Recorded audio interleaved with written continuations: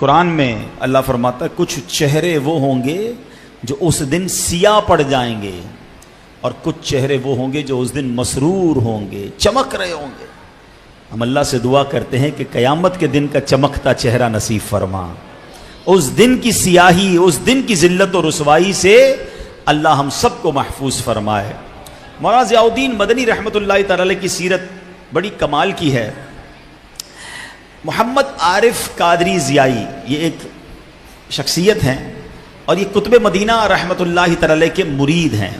فرماتے 1974 کی بات ہے، میں نے مدینہ منورہ میں مستقل رہائش اختیار کرنے کا ارادہ کر لیا، مدینہ پاک میں کاروبار کا ذریعہ بھی بن گیا۔ اب جب والدہ سے اجازت لی تو میری والدہ نے کہا کہ نہیں بیٹا آپ واپس آ جائیں اور کسی طریقے سے پاکستان آئیں، مجھے آپ کی یہاں ضرورت ہے۔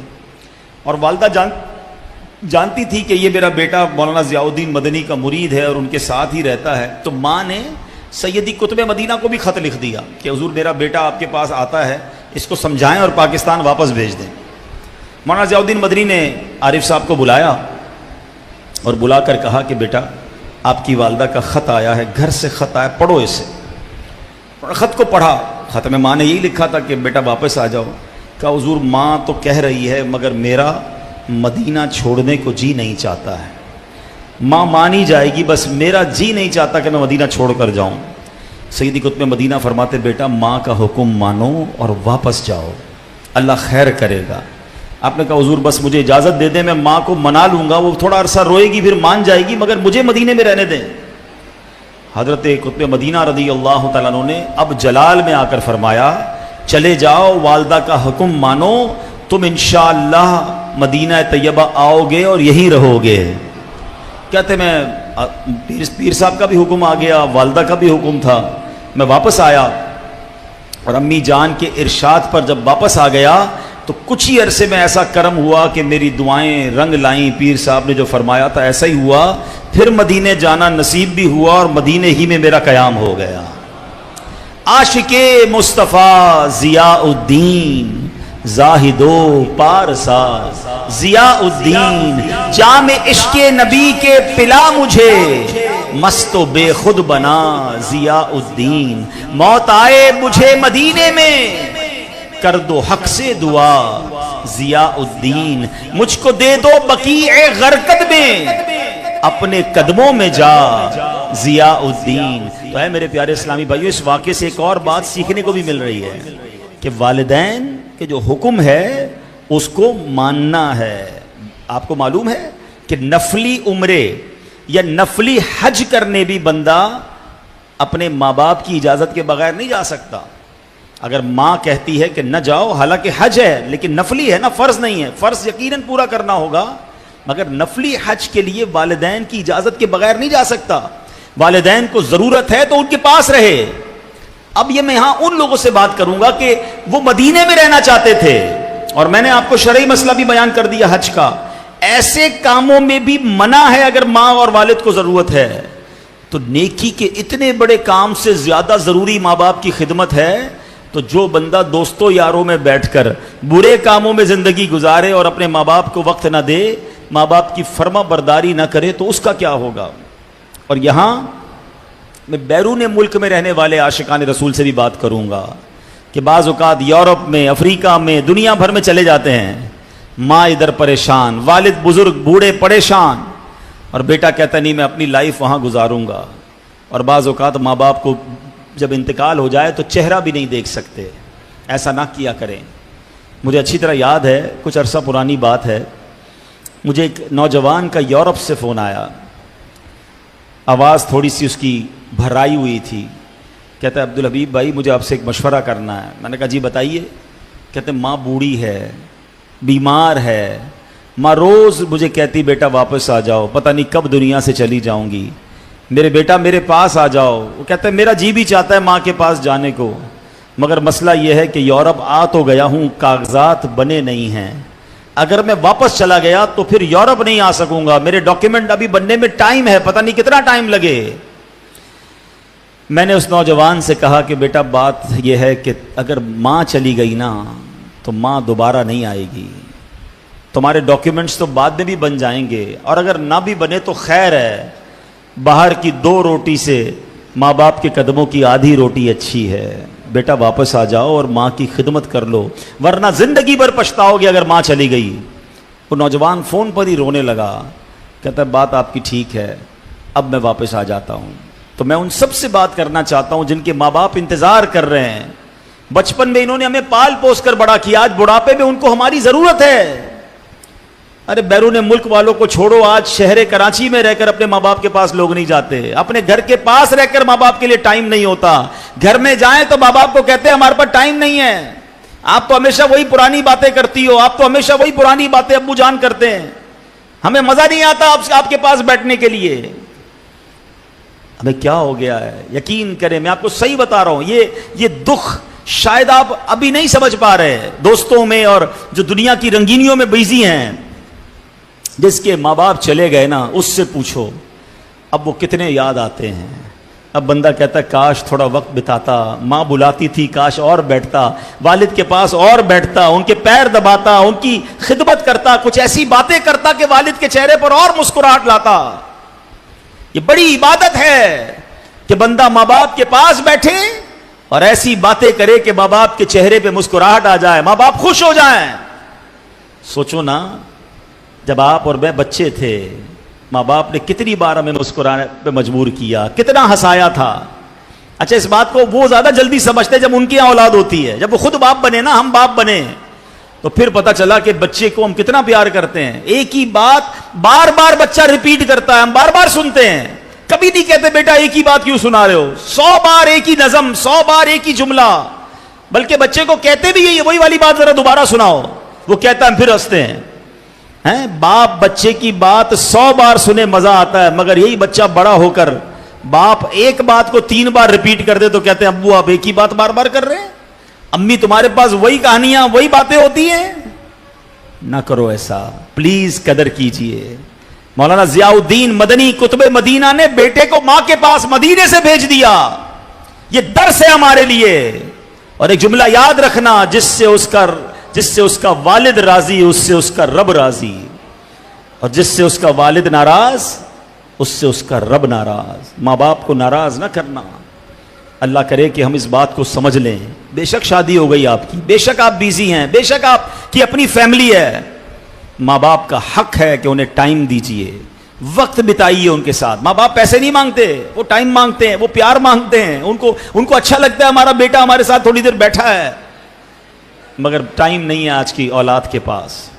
اچھا جاتے بھی ہیں تو موبائل ہاتھ میں ہے، ماں باپ کے پاس بھی جو ٹائم گزارا وہ موبائل پہ ہی گزارا، ماں باپ کے ساتھ نہیں گزارا۔ رکھ دیں تھوڑی دیر موبائل سائیڈ پہ، کریں ان سے باتیں، ان کے دل کی باتیں ان کو کرنے دیں، کوئی بات نہیں، بلکہ ہمیں تو باتیں بھی وہ کرنی چاہیے جس سے وہ خوش ہوتے ہوں۔ اب ماں باپ کے پاس جا کر کوئی سائنسی فارمولے بیان کرنا شروع کر دیں، ان کو کیا پتا، ان سے ان کے زمانے کی باتیں کریں، ان کے دوستوں کی باتیں کریں، ہاں غیبت نہ ہو، شرعی طور پہ کوئی گناہ نہ ہو تو اچھی اچھی باتیں کریں۔ اللہ کرے کہ یہ بات آپ خاص طور پر عید کے دن ہیں، ہاں مجھے یہ بھی اندازہ ہے کئی لوگ ماں باپ سے ناراض ہو کر گھر سے نکل گئے ہیں، اپنی دنیا الگ بسا لی ہے۔ میں ابھی پچھلے دنوں پنجاب گیا، کروڑ پتی فیملی، بہت بڑی فیملی، میں شہر کا نام نہیں لوں گا، بہت اللہ نے نوازا ہے ان کو، میرے پاس آنسوؤں سے رونے لگے، کہتے میرے بیٹے نے، میں نے اپنے بیٹے کی شادی کروائی، بڑے ارمانوں سے شادی کروائی، شادی کروانے کے بعد پتہ نہیں بہو نے کیا بچے کو سمجھایا کہ بیٹا گھر چھوڑ کر چلا گیا۔ اب جب ان کے یہاں اولاد ہوئی، میری پوتی ہوئی، میری پوتی کو بھی میرے گھر نہیں آنے دیتے، بیٹا ہم سے ملنے نہیں آتا، وہ آنسوؤں سے رو رہے تھے۔ کہا میں نے کئی بار اپنے بیٹے کو کہا بیٹا اب کوئی مسئلہ ہے تو مجھے بتا دو، ہمیں یوں بڑھاپے میں چھوڑ کر تو نہ جاؤ۔ میں یہ سمجھتا ہوں بعض اوقات ماں باپ کا بھی قصور ہوتا ہے، لیکن وہ ہیں تو ہمارے ماں باپ نا، انہیں دکھ تو نہ دیں، بڑھاپے میں تو دکھ نہ دیں۔ تو اے میرے پیارے اسلامی بھائیوں، شادی کے بعد بھی ماں باپ کو چھوڑ کے نہیں جانا۔ میں یہاں ماں باپ سے بھی گزارش کر لیتا ہوں کیونکہ عید کے دن ہیں، آپ نے بھی ہو سکتا ہے سختیاں کی ہوں گی، آپ نے بھی ہو سکتا ہے اپنے بچوں کو گھر سے نکال دیا ہوگا، نہ کریں ایسا۔ تھوڑی سی زندگی ہے، خوشیوں کے ساتھ جئیں، گھر جوڑ کے جئیں، توڑ کے کب تک جیو گے؟ آپ اسے معاف کر دیں. بیٹے سے بھی گزارش ہے چلا جائے, ماں باپ کے پیر پکڑ لے, کتنی ناراض کیوں نہ ہو, جب آپ پیر پکڑ لیں گے تو وہ بھی معاف کر دیں گے. اللہ کرے ہمارے گھر مل جائیں, ہم محبتوں کے ساتھ رہیں, پیار کے ساتھ رہیں. کبھی زندگی میں ایسا کام مت کرنا کہ ماں باپ کے دل دکھ جائیں, کیونکہ ان کے دل دکھ گئے نا, اور اگر وہ خدا نہ خواستہ تم سے ناراض دنیا سے چلے گئے, پھر ساری زندگی پچھتاؤ گے کہ کاش میں انہیں منا لیتا, میں ان کو راضی کر لیتا.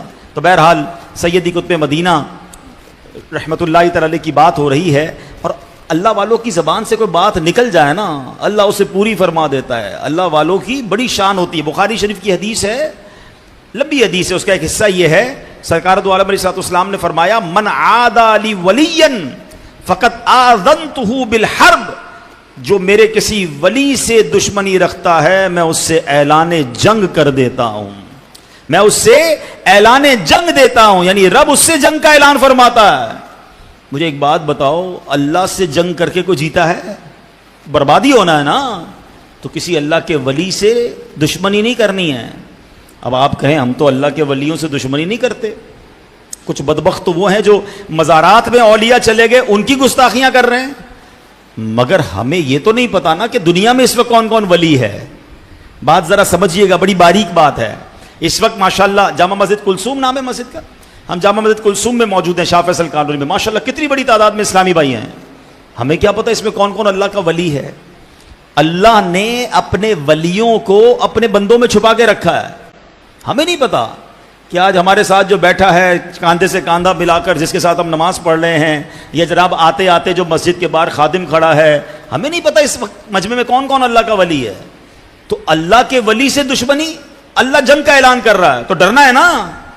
تو اس کا مطلب یہ ہوا کہ ہمیں پھر سب سے ادب سے پیش آنا ہے, سب سے محبت سے پیش آنا ہے, کیونکہ اگر کسی اللہ کے ولی کی گستاخی ہو گئی تو پھر بربادی ہے. وہ واقعہ مجھے یاد آیا, امیر اہل سنت نے اپنی پرانی فیضان سنت میں واقعہ لکھا تھا کہ ایک اللہ والے تھے, بڑے بزرگ تھے, کہیں سے جا رہے تھے, تو ایک بری عورت اپنے دوست کے ساتھ برے تعلقات رکھنے والی ایک جگہ بیٹھی تھی, اور وہ بزرگ, بارش کا وقت تھا تو ان کے پیر پانی پہ پڑا, چھینٹے اڑے اور اس جو غلط عورت تھی اس کے کپڑے پہ پڑ گئے.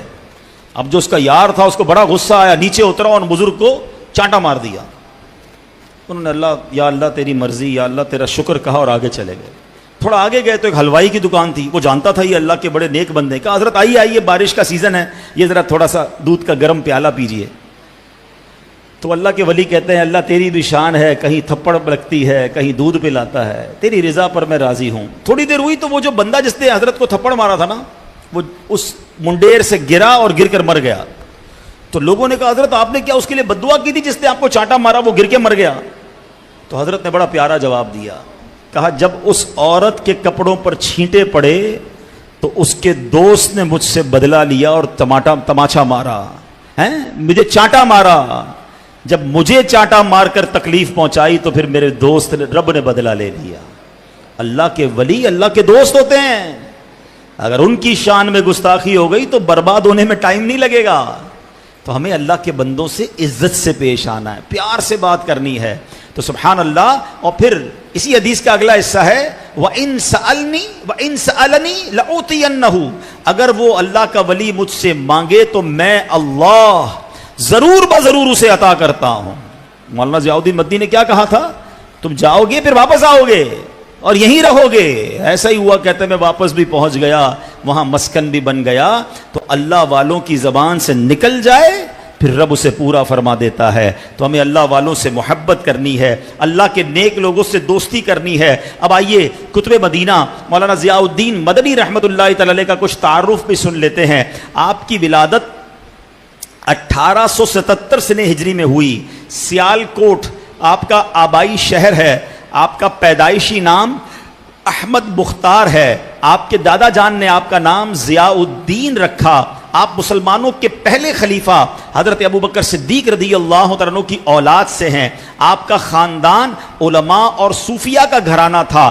آپ کے آباء و اجداد میں شیخ عبداللہ قادری رحمۃ اللہ تعالی علیہ صاحب کرامت ولی تھے. تقریباً 16ویں صدی عیسوی میں ہجرت کر کے مدینہ منورہ چلے گئے. اسی میں شیخ عبد الحلیم قادری بھی آپ کے آباء و اجداد میں سے ہیں. یہ بھی بڑے باکمال عالم و صوفی تھے. سیدی قطب مدینہ اولیاء کرام سے بہت ہی محبت فرمایا کرتے. خود فرماتے ہیں میرے آباء و اجداد تمام ہی قادری یعنی غوث پاک کے مرید تھے. قطب مدینہ کی عادت تھی کہ حضور غوث پاک